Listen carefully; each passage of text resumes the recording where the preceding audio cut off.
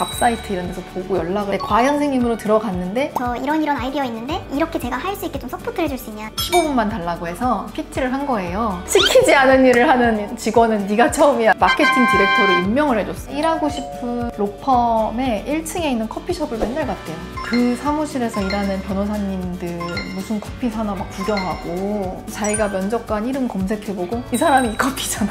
그거 사갖고 가고 또 안 되는데 되게 하라 정신이 조금 있거든요. 어쨌든 그릿이라는 그걸 가지고 계속 도전을 꾸준히 할 때 결국에는 도달한다.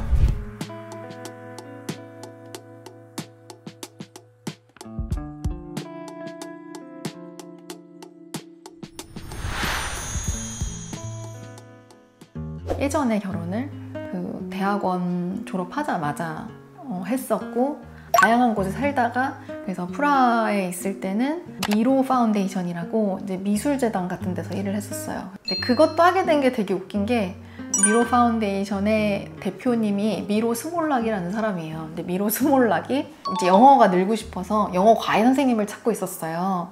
저를 이제 우연히 이제 잡 사이트 이런 데서 보고 연락을 하신 거예요. 근데 과외 선생님으로 들어갔는데 미로 스몰락이 너무 바쁘니까 하루 종일 와 있으라고 하니까 언제 올지 모른다 이러면서 약간 바쁜 대표들은 그러잖아요. 언제 올지 몰라요. 그래서 제가 이렇게 대기를 타다가 너무 심심하니까 제가 이제 웹사이트도 보고 이분들의 마케팅 머티리얼들도 보고 했는데 이거는 좀 아닌 것 같다.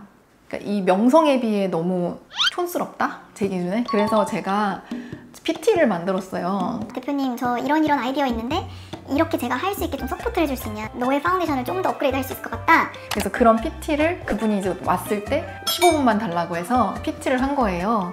그랬더니 그 미스터 미로가 브라보 브라보 이러면서 시키지 않은 일을 하는 직원은 네가 처음이야 이러면서 과외 선생님인데 막 브라보 막 이러시는 거예요. 그분이 저를 마케팅 디렉터로 임명을 해줬어요. 그래서 갑자기 마케팅 디렉터가 됐어요. 과외 선생님을 하다가 그래서 마케팅 디렉터로서 모든 이런 스폰서십 미팅이나 기업 미팅에 다 참여를 하게 되고 또 와이프 되시는 분이 오페라 싱어예요. 그래서 오페라도 보러 가고 이벤트도 많이 참여하고 체코의 연예인들도 많이 만나고 이제 이러면서 되게 즐거운 또 프라하 생활을 했죠. 그렇게 진짜 1년 정도? 근데 그 많은 일을 네. 저 갈 때 되게 슬퍼했어요. 아쉬워하고 미스터 미로가 미스터 미로 살아 계시겠죠? 그렇게 나이가 많아요? 나이가 많아요. 나이가 많아요. 이거는 저 로스쿨 다닐 때, 네, 로스쿨 졸업할 때죠. 여기저기 다니다 이제 샌프란에 다시 정착을 하게 되고 먹고 살아야 되는데 뭘 하면 좋을까? 공부를 잘하니까 로스쿨 가야겠다. 로스쿨을 준비하는 과정은 사실 쉬웠어요. 그냥 간단한 시험 보면 되니까. 간단한 시험은 아니죠. 입학시험인데 이제 제가 기준을 생각했을 때 시험을 제가 진짜 이골이나게 많이 공부를 했던 사람이니까 그렇게 어렵다고 생각되지는 않았어요. 되게 가벼운 마음으로 이제 시작은 했어요. 시작은 했는데 제가 아직 마음의 상처라던가 저희 미흡한 이런 것들이 온전치 못했던 것 같아요. 그래서 너무 놀러 다녔어요. 갑자기 이제 막 방황을 하니까 성적이 너무 낮았어요. 성적이 C. 그래서 나는 이제 약간 틀렸다. 돈 많이 안 받더라도 일단 그렇게 시작을 하는 수밖에 없겠구나. 타협을 하고 있었어요. 근데 그러다가 선배님들하고 후배들하고 이렇게 만나는 파티가 있었어요. 네트워킹 파티. 그래서 거기를 이제 제가 간 거예요, 우연히. 선배님들이 막 명함 나눠주시면서 설명을 하시더라고요. 자신들의 이런 삶을. 근데 보니까 성적이 그다지 좋지 않았던 선배님들이 많이 있더라고요. 그래서 제가 이 사람들은 어떻게 간 거지? 어떻게 이렇게 뛰어나게 된 거지? 나랑 시작은 비슷할 것 같은데 이제 그분들이 연락을 해라.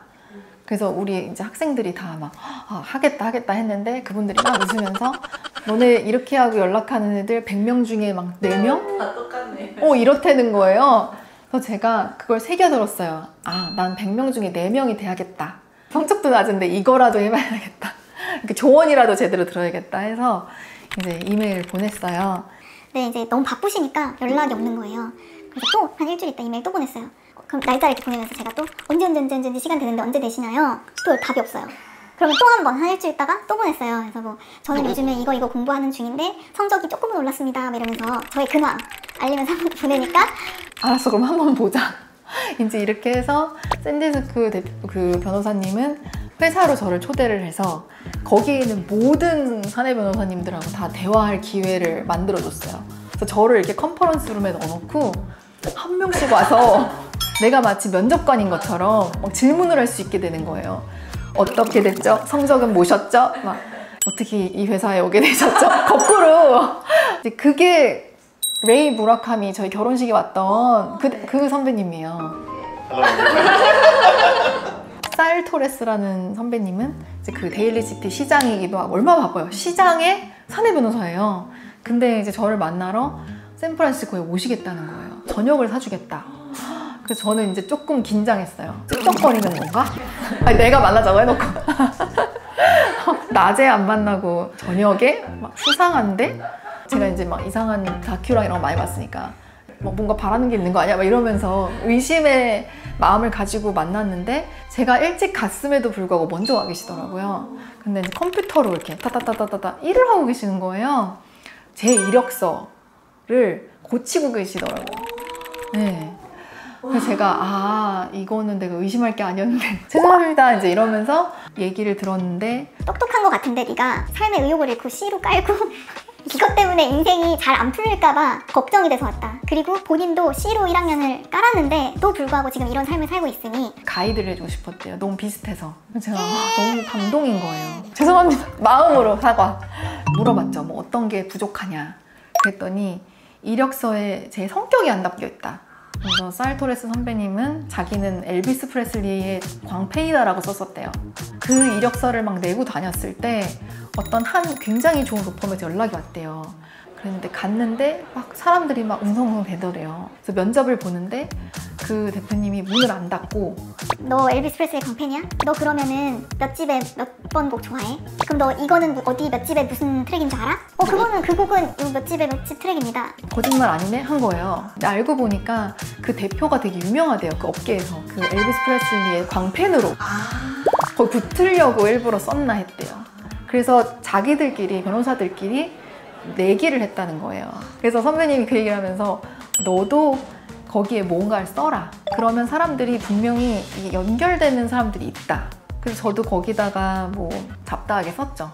예를 들어 면접관이 기타를 잘 치면은 너 기타 얼만큼 쳐? 피아노를 좋아하시면 피아노 뭐 어떤 피아노 쳐? 클래식이야 재즈야? 사진을 찍어? 사진 못 찍어? 한 뒤에 보면은 카메라 모아놓으신 분도 있고 자기 성격을 조금은 드러내라는 게 이제 그런 의미였더라고요. 그래서 선배님이 저한테 그릿을 아냐. 어쨌든 그릿이라는 그걸 가지고 계속 도전을 꾸준히 할 때 결국에는 도달한다. 네가 원하는 지점에. 물론 돌아갈 수는 있겠지. 네가 지금 너무 망쳐놨으니까. 그래서 어려운 길로 가지만 어쨌든 도달하려면 그릿이 꼭 있어야 된다. 네가 꼭 그릿을 가졌으면 좋겠다라고 그때 선배님이 얘기를 해주셨죠. 선배님이 막 그 얘기도 했어요. 막 그때 인턴십 구하기가 너무 어려워서 성적이 너무 낮으니까 일하고 싶은 로펌의 1층에 있는 커피숍을 맨날 갔대요. 그 사무실에서 일하는 변호사님들 무슨 커피 사나 막 구경하고 이제 면접 보러 갈 때 자기가 면접관 이름 검색해보고 이 사람이 이 커피잖아. 그거 사갖고 가고 막 이 정도로 시도를 하셨다고 했었어요. 그래서 제가 이 정신이지. 그래 내가 까먹고 있던 나 MIT 편입할 때의 그 미친 사람 같던 그거를 여기 선배님이 하고 계신 거예요. 그걸 먼저 알아보셨네요. 그러니까요. 너는 뭔가 할 수 있을 것 같다. 계속 얘기해 주시고 큰 사람이 되어야 한다 하면서 가르침을 많이 주셨죠. 근데 유튜브 찍고 있음.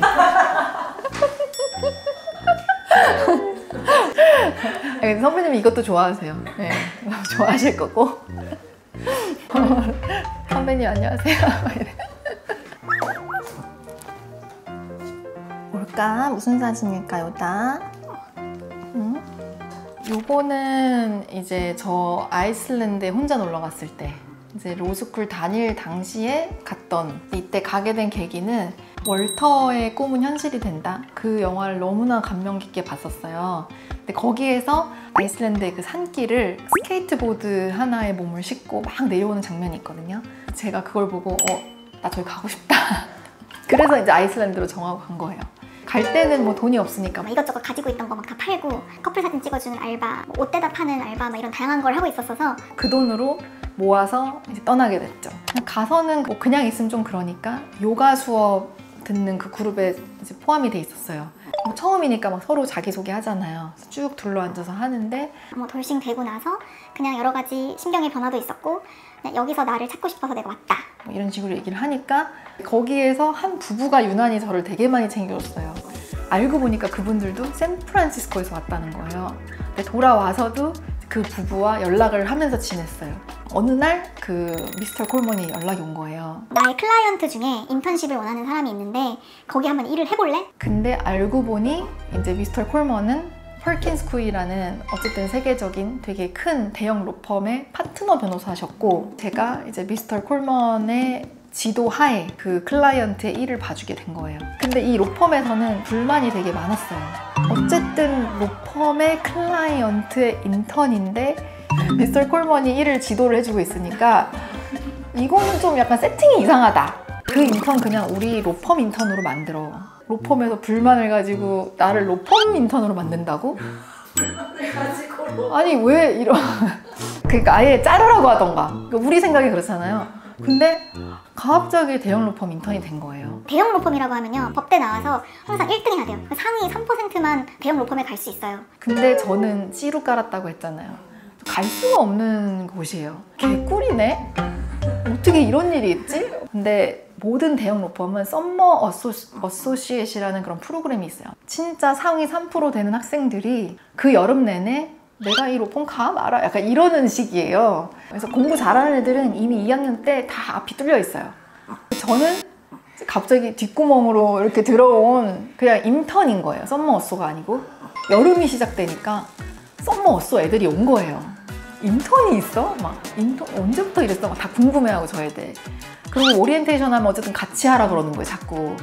나 하기 싫은데 약간 눈치 보이니까. 저한테 일을 시키는 파트너 변호사님들도 뭐 하는 거야? 지금 약간 다 불만을 가진 거예요. 그 또 한 번의 불만 때문에 거기서 야 너도 그러면 그냥 썸머 어소 해. 이렇게 된 거예요. 그래서 제가 클라이언트의 이제 인턴에서 로펌의 인턴으로 업그레이드가 한 번 되고 하다 보니까 또 썸머 어소가 된 거예요. 예. 저는 저 인생이 정말 예외 투성이에요. 이제 미스터 콜먼이 그러니까 이렇게 된 이상 너는 죽기 살기를 열심히 해야 된다. 너 얼마나 모두가 다 너를 지켜보고 있는지 모르지 하는 거예요. 피 터지게 해서 내가 저 친구들하고 꿀리지 않아요를 보여줘야 되는 상황이었던 거예요. 그래서 정말 일을 열심히 했어요. 원래 그 기간에는 와이너리 가서 와인 마시고 골프 치고 돈독하게 막 스파하고 막 이런 거 하거든요. 그런 이벤트들을 많이 참여해요. 근데 저는 그것도 참여하고 끝나고 와서 일하고. 그래서 썸머 어소인데 그렇게 밤새고 맨날 일하는 애가 진짜 저밖에 없었어요. 야근하는 애가. 열심히 하는 애구나. 이제 인정도 많이 해주시고 그러면서 큰 건을 하나 하게 되죠, 제가. 근데 거기서 몇 년째 약간 고군분투하고 있는 이슈가 하나 있었는데 이제 그거를 제가 썸머 어소의 역할임에도 불구하고 그걸 해결을 하는 일이 벌어져요. 그래서 그 클라이언트가 너무너무 행복해하면서 그 칭찬 이메일이 이제 로펌을 한 바퀴 도는 그런 되게 엄청나게 행복한 일이 한 번 있었어요.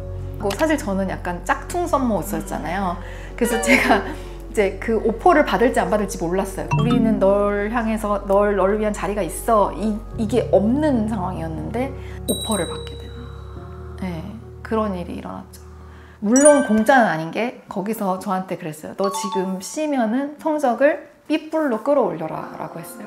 그래서 그때부터 수업을 막 진짜 엄청나게 많이 들었어요. 그렇게 해서 이제 성적을 그리고 B뿔로 올리고 오퍼를 이제 받고 갔죠. 끈기에 정말 끈기가 단어 그 자체가 맞아. 근데 생각해보면 처음부터 그냥 좀 했으면 됐을 거예요.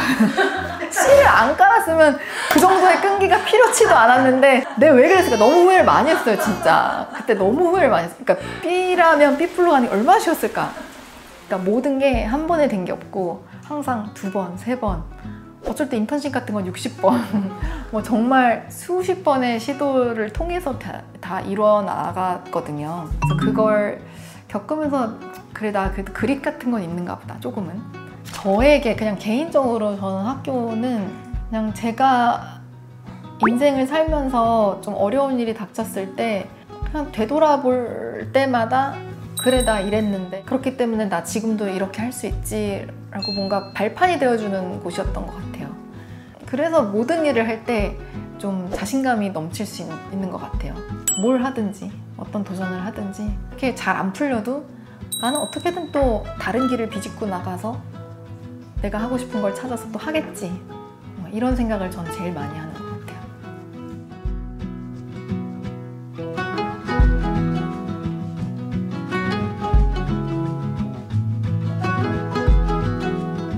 이 모든 스토리가 제 자랑이라기보다는 솔직히 너무 놀랍잖아요.